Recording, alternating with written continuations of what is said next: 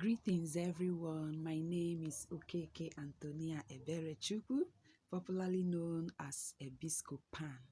I am a member of ATM, otherwise known as Anam Transformation Movement. I am here because we are creating an awareness of breast cancer. How often do you do a routine checkup on yourself? How often do you touch your breast as directed by our medical practitioners? Always do a routine checkup on your breast. And to our lovely sister that is going through breast cancer treatment, Neki Ekwenze, we love you and we are always here for you.